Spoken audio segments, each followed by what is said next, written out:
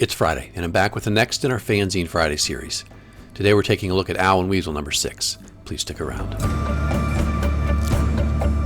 I'm AZ Mountaineer. This is our channel, Old School Rules, a place for everyone that loves classic RPGs and anyone who'd like to learn more about them. Each week on the Fanzine Friday series, I take a fanzine from my collection off the shelf for a closer look, and today from 1975, this is Owl and Weasel number 6. Hope you enjoy the video.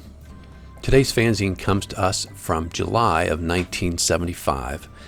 This is Owl and Weasel number 6, and the first thing you'll notice here is a very prominent mention of Dungeons and Dragons on the cover. This time it's 12 pages total. It's green paper, but just regular lightweight paper with staples down the side. And again, this fanzine, Owl and Weasel, comes to us from the makers of Games Workshop, Steve Jackson and Ian Livingstone. Here is the cover. And the first thing you'll notice is this dragon figure has been added to the masthead for this issue. That's art from the wood grain box of Dungeons and Dragons, up there with the owl and the weasel. And as mentioned, the monthly newsletter is to feature news, reviews, and articles on games and games-related subjects generally, right? Because again, they were a game hobby store. In terms of contents, we get this large article on Dungeons and Dragons, editorial, an article on risk, diplomacy, a new type of game called indoor rallying, discussion of the game Railway Rivals, Game of Nations, some fan letters or reader letters, and some zine news, tabletopping, which is about miniature wargaming, a second D&D article about what you need. This is the equipment you need to play the game, not to what your characters buy, and then yet another article imploring us all to learn how to play Mah Jong. Contributors are Ian and Steve, and then John Peake is the third member of Games Workshop. Article contributions also come from Alan Ovens, Mike Tilley, Percy Kenyon, David Watts, and Eric Palmer. So, of most interest to me is this article on Dungeons and Dragons. They have now played the game, and I think this is kind of interesting. So I'll share this at some length. D&D was mentioned briefly last issue of some sort of free-form fantasy game. The Games Workshop has now had a chance to play the game, and quite honestly, we are obsessed with it. It's the most original new development in progressive gaming since Diplomacy. You can judge for yourself. So here we go. You are about to enter the abandoned smugglers' caves of Trunor, Ian told us as our party assembled itself at the table. A hired elf and a dwarf were leading the way, followed by 2 fighting men, a magic user and a cleric, while a third fighting man was guarding the rear. Let us enter, declared the cleric, and in we went to seek treasure and adventure in the unexplored caverns of Trunor. Dungeons and Dragons is hard to describe. It's even more difficult to convey in an article the spirit of the campaign itself. He goes on to talk about sort of the excitement of it and just how sort of immersive it is. At least that's the way they felt about it. Interestingly, a character does not cease to be when the night's adventure is over, but carries over from one game to another. And as John Peterson tells us when he sort of looks at this from an academic point of view, that's one of the really interesting innovations you saw with D&D was this campaign idea. Not unlike the campaigns they talked about running in a war game where your general and your soldiers continued from week to week. But this idea that your character, your alter ego in the game continues is somewhat of an innovation, as is the fact that you control an individual character, right? That's a big change from wargaming, where you are more concerned with an army at large. You pick up experience points from killing monsters and finding treasure, and you progress from a first level character up through, in this case, 10th level. And as they say over there, you throw your dice, you don't roll your dice. You have to throw for your character. Strength, intelligence, wisdom, dexterity, constitution, charisma, and 3d6 also for your gold. And as they point out, remember we had only 3 character classes at this point. So strength, intelligence, wisdom, those are the prime requisites, for fighting men, magic users, and clerics. So that's kind of the reason why we have those, I think, stats come first. He says in his group, people tended to always want to be a magic user, but of course they're fairly weak at low levels, and so sometimes that can make it kind of hard to survive. Okay, so then he talks about, buying your equipment. Maybe you have enough money you can actually pay to have a hireling go with you as well. So he says, you think this box is going to have all these little pieces and so forth. Not true. This is 3 booklets, and basically just rules, and everything else you provide yourself: the imagination, the paper, the pencil, the graph paper, the dice, etc. And as he says, and then we have to talk about the game master. Ah, yes, I haven't mentioned yet the game master. This is the person who is essential to the game, who designs the universe, designs the dungeons, draws them out on graph paper, and of course that's held secret. The only way you can discover that as a player is to explore. As he says, the game master acts as God for the adventure, constantly weighing the possibilities of events of your plan and deciding the final outcome with dice throws. And he says, yes, there's an awful lot of dice throwing, but it's mostly probability selections, not random chance, which of course is something that a lot of gamers like about this.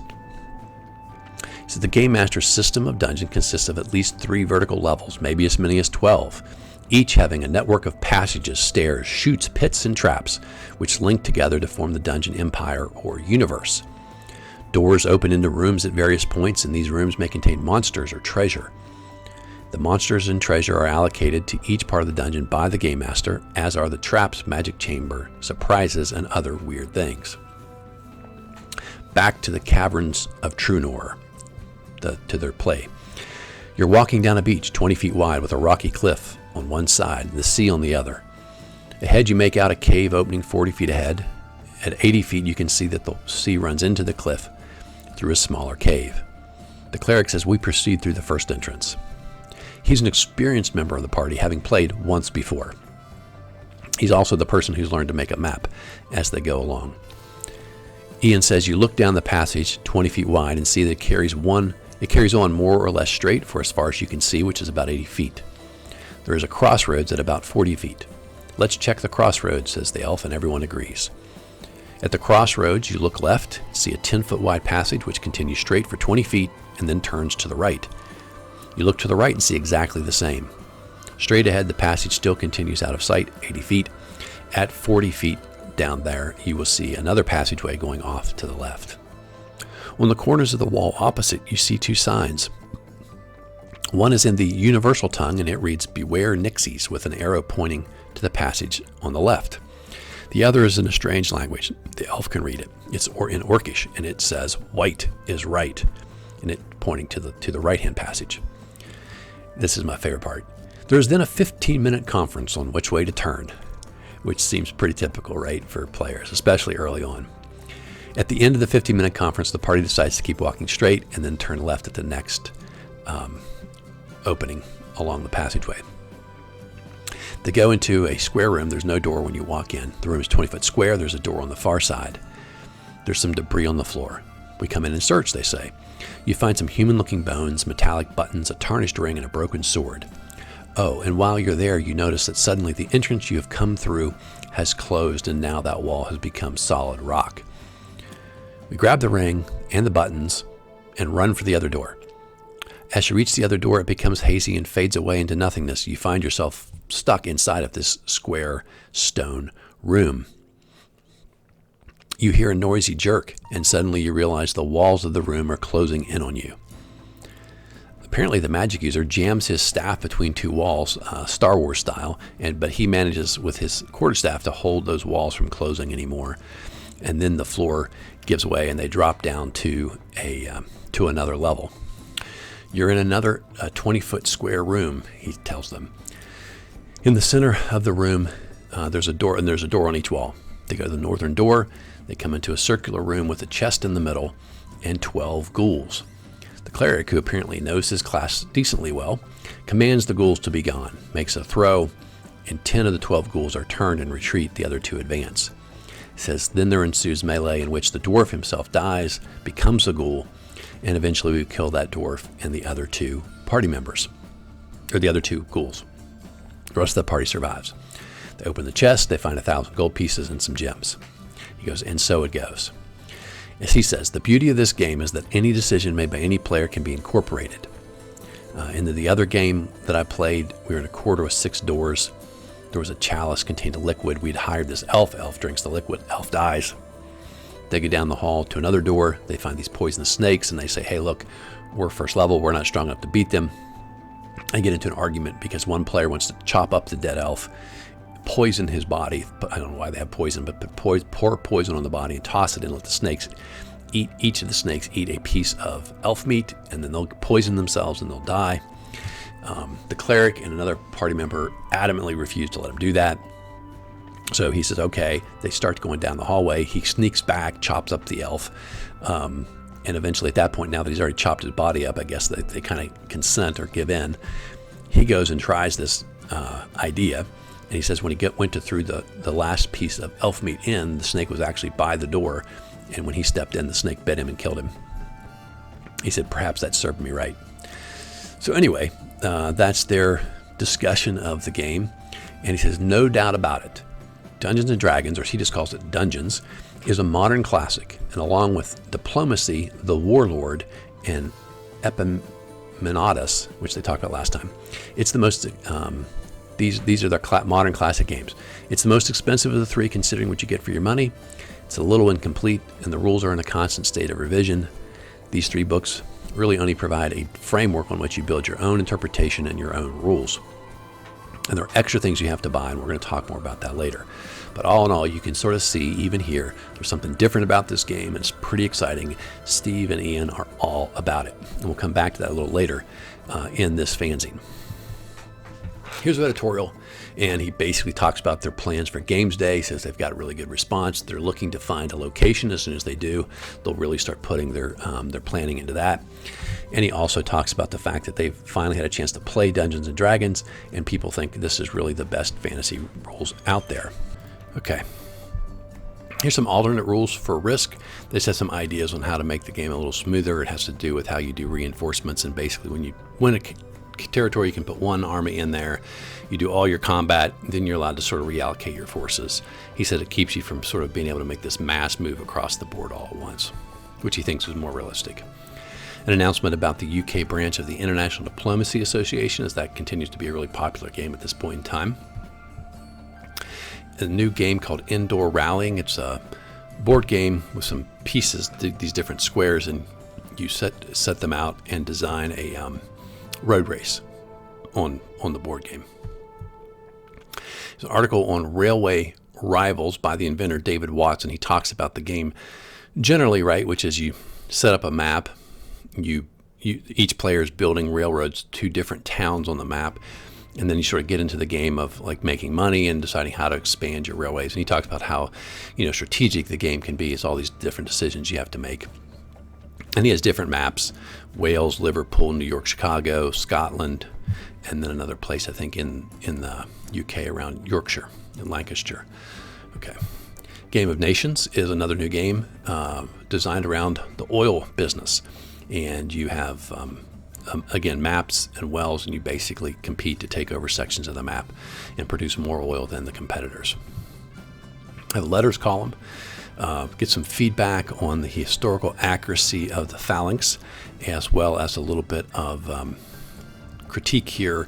Last time they said they thought this naval game seemed like it had been copied. This guy says, I don't know. There's only so many different ways to write naval rules. They remain unconvinced that this wasn't essentially taking the rules that another guy developed and rebranding them.